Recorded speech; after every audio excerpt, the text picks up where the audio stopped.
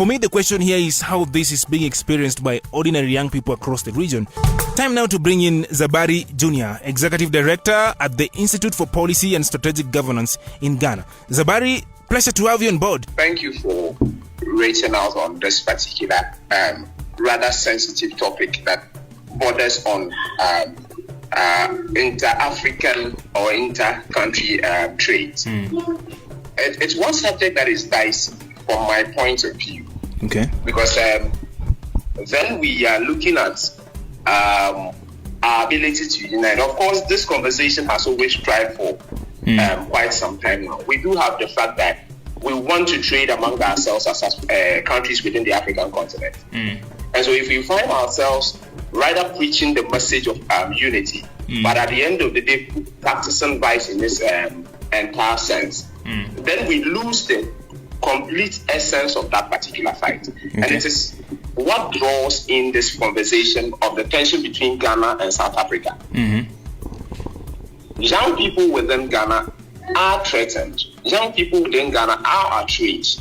Why? Because they feel that we cannot be preaching the fact that we want to have a united Africa where young people can freely move from one country to the other in order to conduct trade, and then having our own brothers and sisters within the other part of the nations thwarting the very efforts that we are trying to make. Okay. And so recently there have been outrage calls on the government of Ghana to actually stick to the international laws that strengthen our unity more than what we see from our counterparts in South Africa. Okay. And I think that it's quite unfortunate if we have this happen. All right. Interesting. So are there more examples or experiences that you've actually seen in Ghana that make you feel this way or make the young people believe in this? Very well. So let me one again try to take us back a little bit. If you have stayed a little long within our times, you will realize that this has not happened for the first time. Okay. Neither has it happened for the second. And so there's been that kind of a consistent effort to try to, as it were, make the Ghanaian counterpart within South Africa look a little more bad. In 2008, if you recall, history has it that there was this xenophobic attack against certain citizens that are not from that particular part of the country. Not in fact, as recent as 2015, the same thing happened. And then 2026, we are having to record the latest happening. You see, these are packets of issues that we experience. How much of those that we have not seen on the internet that fester on? And so anytime these things happen, you could say that the 2008 incident was a coincidence. The 2015 incident was one that perhaps the government could not put in structures to curtail these things. But it certainly cannot repeat itself for the third time. And then you still want to speak on the fact that this is diplomacy. And so young people from within my country, Ghana, feel that it is a failure on the part of the government structures within South Africa. And then again, we feel that if similar reactions are meted out to South Africans within Ghana, I don't think that they will have the opportunity to survive even the next moment. But the fact that we have signed onto certain treaties that we need to unite ourselves is one that is keeping a lot of the young people a little more calmer. And then government intention to ensure that we have these things happen slowly.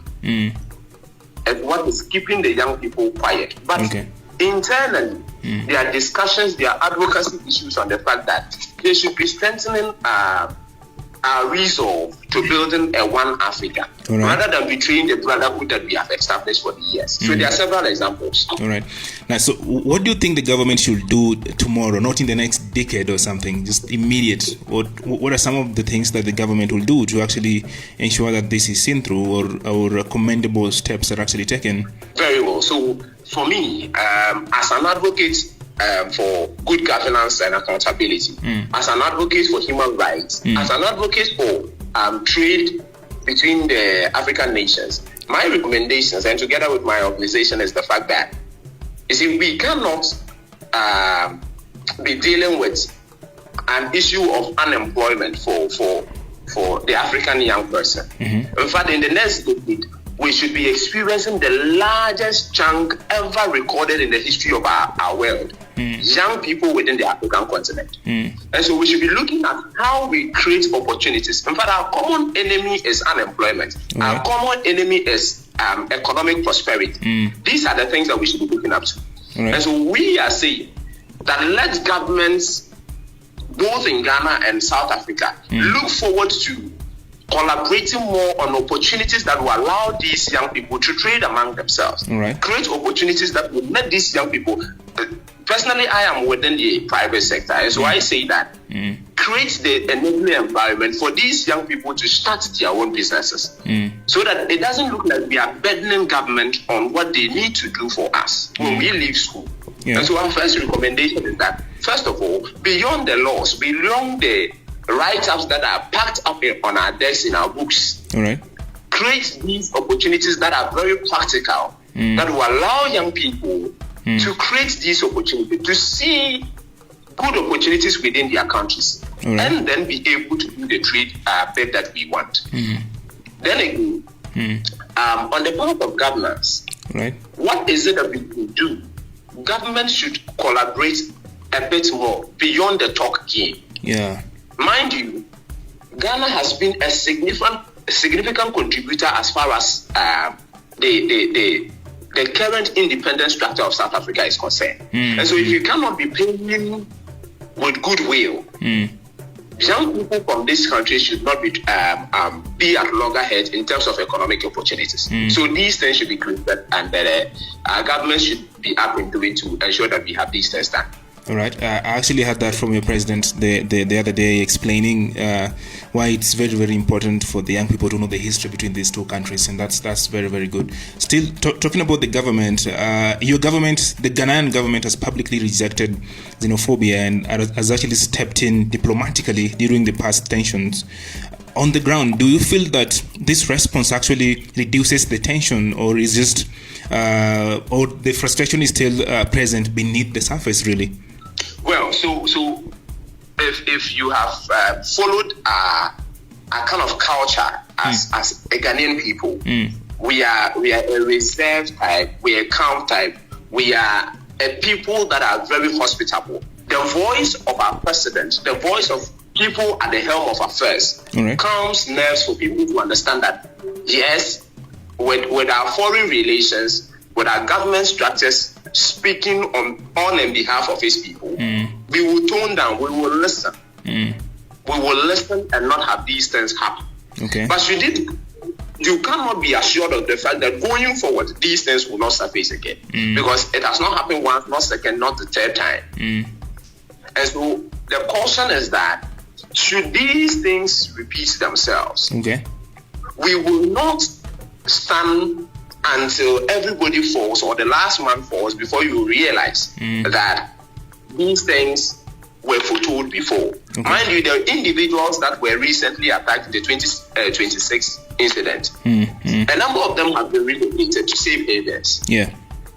And these are persons that are not illegal immigrants that you find. These are persons that have secured appropriate permits to stay within the environs of South Africa. And so if we have them being moved unplanned, having noticed the fact that they were supposed to even plan before they exit, and they are just moved like this, it disorganizes everything, that their livelihood, in fact their families, have to be disorganized, and you do not know which of your family members would have been part of it. And it might even possibly be the fact that some Ghanaians would have died as a result of these things. And so the assurances that we are getting from the corridors of governance assures us of the fact that yes, we can do it. And we have seen our president walk the talk. He's been to Burkina Faso. He has ensured that we are having a good relations, even though there were tensions between us and Burkina Faso. We have had these good relations with the likes of Togo and others. And so we are sure that going forward, the words that you have spoken to us in the past that have materialized, this will not be an isolated case. All right, thank you. Before I let you go, do you think your generation sees Nigerians differently compared to older generations, and why is that so? So, on the contrary, I will not see that they see Nigerians differently. But Nigeria has always been like a sister country to us. Yes. And so, and that dates back decades. You would realize that a number of our Nigerian counterparts. Yeah. But I can even mention that one of the largest communities you can find, which is a foreign community in this particular nation, Ghana, is the Nigerian community. All right. The only thing that we have is the fact that there are laws that indicate that you walk into someone's country, and then, for instance, a number of them are into petty trading. Meanwhile, our trade laws indicate that these persons, hitherto who are foreign nationals, are not supposed to engage in petty trading, but they can engage in wholesale activities. All right.